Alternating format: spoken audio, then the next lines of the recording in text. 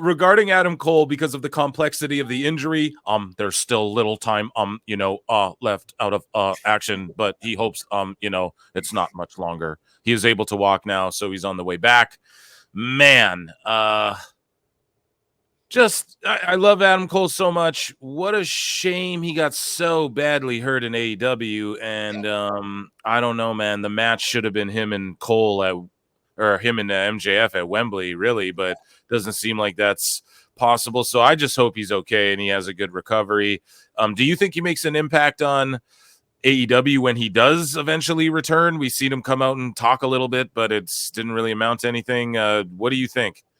I don't think so. I would have said yes if MJF was still a babyface and they were still doing the storyline. But Tony Khan's hotshot booking, which I do not think he had a long-term plan for MJF's heel turn. It's weird that MJF just came back as a babyface, and within a month he's turning heel and he's back to being the old MJF after already having this character that was very effective. And the key to the character is very nuanced because it's like MJF is a heel, but he's our scumbag. It's a lot of nuance. So they brainwashed their fans to think that, MJF does all this heel stuff, but he's our scumbag. That's how they booked him as a babyface. So now that he's turned heel and he's playing a straight up heel and he's bloody Daniel Garcia, people are still going to look at that as like, he's our scumbag. So it's going to be harder to book him as a heel. And with Adam Cole coming back, it really screws the pooch on that because Adam Cole turned on MJF. The story was supposed to be MJF comes back as this conquering babyface. And yes, like you said, it's MJF and Adam Cole at Wembley. But MJF's a heel now. You can't really do that feud. Adam Cole's going to come back as a heel. Like, what happened to Wardlow? They were feuding before Wardlow. Oh, my God. That...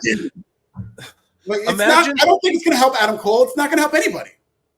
So, speaking of not helping anybody, man, why Daniel Garcia where with the MJF bloody him up angle, like, couldn't that have been Wardlow even, where they like make up and he's like, look, that Devils was stupid. Let's put it in the past. Baby face, like, and he could have even said it because he leans into that baby face MJF and Wardlow. It's what the people want or so, like he could have leaned in all that. Then he kicks Wardlow in the balls, bloodies him up and is like, no, like you've always been scum to me. Like, I'm still resentful to you. Like that would get Wardlow over more. Instead, Tony Khan's like, hedging his bets on Daniel Garcia, bro. Do you see it in Garcia? I'll never see it in him. No, I see it in the dance that he was doing and when he was being a sports entertainer with the Jericho Appreciation Society, but it's like they're back to making him back into old wrestler Daniel Garcia. And as much as he has impressed me, because I was like you before and even during most of his stint with the Jericho Appreciation Society, I was just like, why is this guy getting so much TV time? This is just like kind of another Wheeler Yuta where it's like, he can wrestle, he can grapple, but there's nothing there in terms of charisma. But when they gave him that dance and he became a sports entertainer, surprise, surprise, he became more of an intriguing character. But he is not at the level of an MJF or an Ospreay that he's being booked at right now. And you can't really tell that story.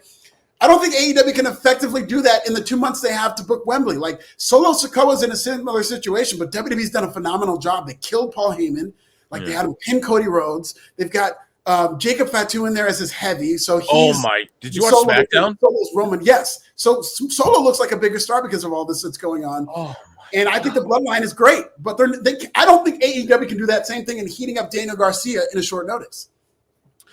So, speaking of like guys heating up and everything, and we can talk about SmackDown a little bit too.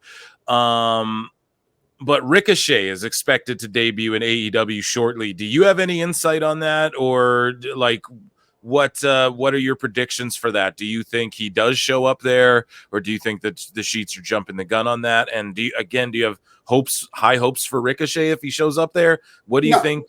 No, okay, yeah. I think he shows up. Like my gut tells me he's going to go to AEW because that's just a pattern, and you go from one big company to another. But I don't think Ricochet is going to succeed in AEW, and that's no fault of Ricochet. It's just that we've seen the marginal returns diminish with free agents in AEW. We've seen Okada not connect really much as a free agent in AEW. His biggest moment is when he was pretending to be a producer and he said, bitch. And it was really funny, but it's like, is that what you paid for with Okada? To have some funny, silly slapstick gig? Like we saw Real Ospreay, even though he's having these great matches that Dave Meltzer is going to on repeat give 5 stars to, that means nothing. Like it's not translating to TV viewership. MJF even said that on TV that Will Ospreay doesn't translate to TV viewership, and he's right, because MJF is this work shoot type of guy. We've seen Mercedes Monday, so we're seeing all these big free agents have a big splash and then kind of wither away. And these are bigger stars than Ricochet. And so for Ricochet to walk in there, I just think at some point we're at a tipping point. AEW's roster is overcrowded. They need to worry about shrinking down the roster and picking 2 or 3 guys to build around. They don't need to worry about bringing in free agents. And if Ricochet comes in, he's going to be another Keith Lee. He's going to be another Okada. He's going to be another guy with a big name who has a big debut and then disappears. Gets a belt. They're going to give him the TNT title and he'll disappear.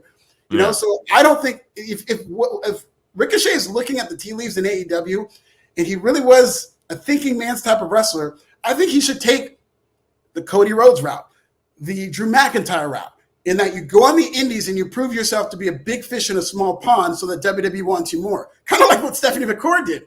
And even though she was in AEW, it's like you prove yourself to be a big fish in a small pond.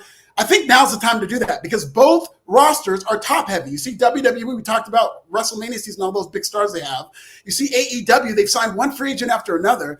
And I'm noticing, and I've noticed this for a long time, that there's a difference between a businessman and a promoter, which is what Vince was, say what you will about him, which is what Triple H is, and a billionaire. And Tony Khan is a billionaire. And as much as he loves wrestling, he doesn't know when to stop signing free agents. It's give me this, give me that, give me this. It's like he's at a Toys R Us with his dad. It is. That's what it is. Down the store for the day, and he's just pointing at everything he wants.